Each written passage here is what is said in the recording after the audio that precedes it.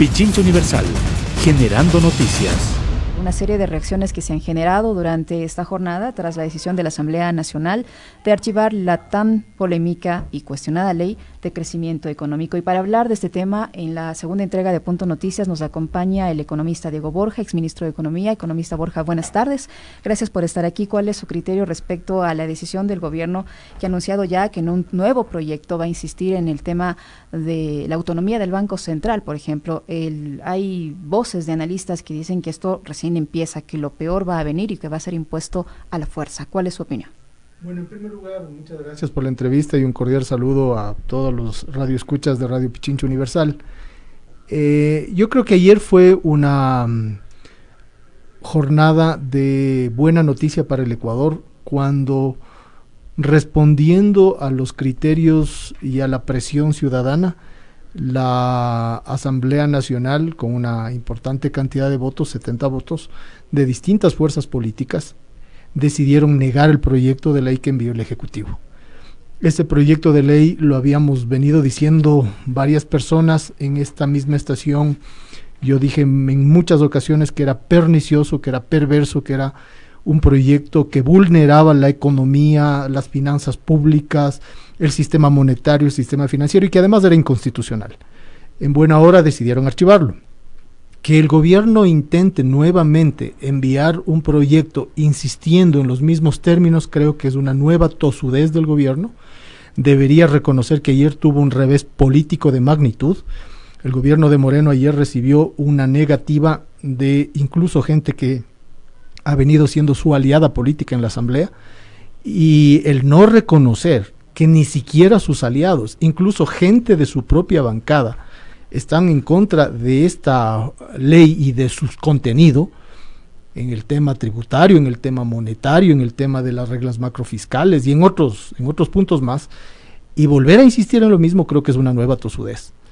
Y eso podría generar un nuevo revés político. Al revés, yo creo que aprendiendo de esta lección, el gobierno de Moreno debería pedir la renuncia de algunos de sus ministros. El ministro de Economía, por ejemplo, porque es la tercera iniciativa presentada por el ministro Espinosa el ministro Martínez, que no sin lugar a dudas, o sea, es un revés político para el gobierno, es un revés político para Martínez, es un revés político para esta línea de acuerdo del gobierno con el Fondo Monetario Internacional, es una negativa de la sociedad que se ha movilizado no solamente en contra de la eliminación de los subsidios, sino también en contra de este otro tipo de iniciativas que de crecimiento económico, que de generación de empleo no tienen nada.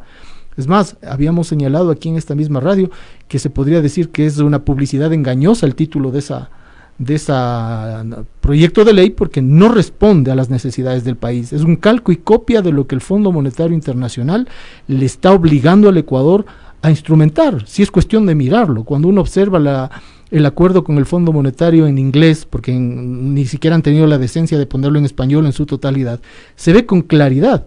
Están exigiendo la autonomía del Banco Central, que contradice el artículo 303 de la Constitución, o sea, es inconstitucional. Están exigiendo la relajación de la regulación financiera, están exigiendo una serie de normas que estaban en ese proyecto de ley y que no responden a la realidad nacional, responden a la presión del Fondo Monetario. Economista Borja, ¿qué camino le queda ahora al gobierno una vez que se ha rechazado esta ley? Mire lo que ha pasado el día de hoy, el riesgo país de Ecuador está por las nubes. Solo en esta jornada de esta mañana los precios de los bonos se han desplomado y el riesgo país subió 189 puntos solo durante la mañana de este lunes. ¿Qué camino le queda? Mire, eso también está demostrando que además del revés político que tuvo en la Asamblea del Gobierno, además del revés político que ha tenido en la sociedad, porque las movilizaciones de octubre son una muestra de inconformidad ciudadana enorme, ¿no? Además de eso, fíjese usted, hay también ineficiencia total en el manejo económico. El riesgo país solamente mide la forma como nos ven los extranjeros en cuanto a la posibilidad de pagar la deuda. Pero el riesgo interno, la falta de empleo, la falta de inversión, la falta de crecimiento, de acuerdo a la mejor previsión para este año vamos a crecer apenas en el 0.6%, que es la del Banco Central del Ecuador. La de sus aliados en el Fondo Monetario Internacional es del menos 0.5%. La de la CELAC también indica. Y la de la CEPAL es 0%, es estancamiento. Entonces, el riesgo país que muestra la percepción que tienen los extranjeros sobre si pagamos o no los bonos de deuda ha subido, pero el riesgo interno es aún peor que el riesgo país, pues, porque más del 63% de la población económicamente activa está, por ejemplo, en situación de empleo inadecuado. Ese es un riesgo mayor que el riesgo país. Entonces, mal manejo económico, mal manejo político. Economista Borja, hay analistas como por ejemplo Alberto Acosta Borneo que señalan que quien perdió es el país. La ministra Romo en cambio dice que los que ganaron con esto son la CONAI, el correísmo y el Partido Social Cristiano. ¿Quién ganó y quién perdió? A ver, desde el punto de vista de Acosta Borneo, si el país es menos del 1% de la población, perdió el país. Pero realmente el país es el 99% y ese 1% que perdió también.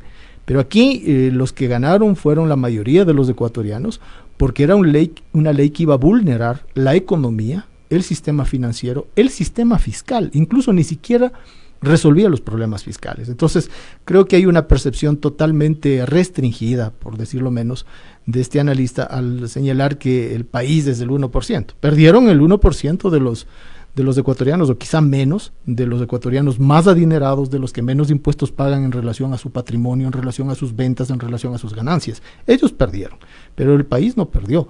Y respecto a lo que dice la ministra de Gobierno, creo que es un revés político también para ella, porque ella, en tanto ministra de la Política, también tiene responsabilidad en no haber podido alinear ni siquiera a las fuerzas aliadas del gobierno.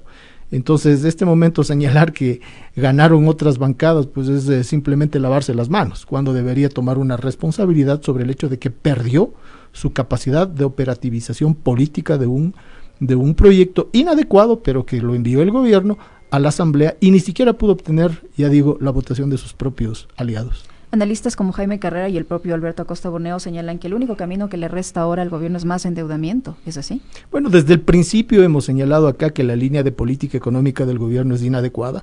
Es una trampa que se ha autoimpuesto desde hace rato para generar un problema económico de magnitud y ahora un problema también financiero y fiscal. Probablemente la manera como van a tener que cerrar los huecos, las brechas que han generado es con endeudamiento.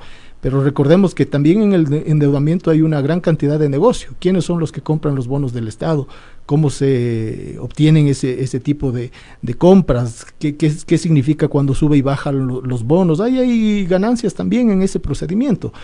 La línea de política económica es inadecuada porque además, en vez de generar un crecimiento de la economía para sostener la dolarización, las finanzas públicas, la tributación en el crecimiento, en el empleo, en la producción, se están yendo por las bambalinas, es decir, resolver los huecos de corto plazo con deuda, pero no resolver el problema de largo plazo o de mediano plazo incluso, que es el tamaño de la economía. Si la economía crecería a un ritmo más acelerado, tendríamos más ventas, más empleo, más inversiones, más impuestos y por supuesto más sostenibilidad económica de toda la economía en su conjunto. ¿Y qué es lo que está impidiendo que esta economía crezca a un ritmo más acelerado? La línea política del gobierno. Definitivamente, si nosotros nos fijamos, en el año 2017 el Ecuador terminó con una tasa de crecimiento del 2.4% y a partir del año 2017 todo es caída. Ha caído el crecimiento, ha caído la inversión, ha caído el consumo, ha aumentado la pobreza, ha aumentado el desempleo, ha aumentado el empleo inadecuado. Todos los indicadores después del 2017 son negativos. No hay un solo indicador que sea positivo. Entonces, la cantaleta de decir es culpa del gobierno anterior, yo creo que ya se les acabó. Ya se les acaba el tiempo, ¿no para seguir utilizando ese argumento. Es un sucre que ya se consumió la rocola, ya no funciona esa cantaleta. Y acá lo que hay que hacer es asumir la responsabilidad de que el ministro de Economía, la ministra de la Política han tenido un fracaso y un revés de magnitud en las últimas semanas. Octubre, yo creo que es un octubre negro para el ministro de Economía y Finanzas, negro en el sentido de cómo se suele decir en Wall Street cuando hay caídas de la bolsa, ¿no? Yo diría que para él es un mes muy malo y para el gobierno es un mes muy malo. Para el Ecuador ha sido un mes de dolor. Tenemos más de 10, creo que son ya 12 los fallecidos. Tenemos 1.300 heridos, muchas personas que han perdido sus ojos, la vista, 1.200 personas que fueron encarcelados, torturados, vejados. Hay gente incluso desaparecida. Imagínese usted el costo social de una tosudez en cuanto a una línea de política que no responde al país. Porque si nos ponemos al fin del día a ver, si fuera una política que implica esfuerzos, pero que va a resolver los problemas, los hacemos. pero es una política que implica sacrificios a cambio de nada, a cambio de absolutamente nada, porque responde a una visión del país que es externa, que es foránea, no a una visión de lo que realmente necesitamos en el Ecuador. Ahora, el presidente ha dicho que va a recoger los consensos a los que se habrían llegado en esta ley cuando la Comisión de Régimen Económico lo revisó y dijo que en algunas partes hay acuerdos y en otras no. ¿Usted cree que eso va a ser posible? ¿Qué elementos debería contener este nuevo proyecto, además de estos supuestos consensos? Bueno, yo entiendo que cuando uno insiste en enviar un proyecto de ley que ha sido negado, incluso estaría violando las normas legislativas y las normas legales. No se puede volver a insistir durante un año, si no me equivoco, para volver a insistir en los mismos temas. Creo que por ahí ya hay un tema de ilegalidad, ¿no? Ello tendrá que evaluar tanto la Asamblea como el gobierno en ese sentido. Pero insistir sobre lo mismo es llover sobre mojado. Lo que el gobierno debería hacer es enviar un proyecto de ley orientado a resolver el problema nacional mayúsculo que es el empleo. Desempleo. Es el empleo, el desempleo, el subempleo, el empleo informal. Ese es el problema mayúsculo, la falta de crecimiento, la falta de inversión. Insistir en los temas que el Fondo Monetario, que es un agente externo, que responde a otros intereses, que no le interesa lo que sucede en el país. Insistir en un proyecto que se alinea con el Fondo Monetario es no resolver los problemas nacionales. Si van a insistir en un proyecto de ley, creo que deberían tomar el toro por los cuernos, y el toro por los cuernos significa en el Ecuador crecimiento, empleo e inversión. Estamos conversando con el economista Diego Borja, exministro de Economía, sobre el archivo del proyecto de ley de crecimiento económico y el anuncio del gobierno, del Ejecutivo, de enviar un nuevo proyecto en urgencia económica mismo en este sentido, para resolver los problemas que vive el país en este ámbito económico. Economista Borja, el gobierno va a seguir insistiendo, no sabemos qué va a ocurrir, y otro tema que está pendiente en la Asamblea es el de la proforma presupuestaria para el 2020. Si nos tomamos en cuenta lo que pasó con esta ley, ¿qué garantía tenemos de que existan los votos para aprobar esta reforma?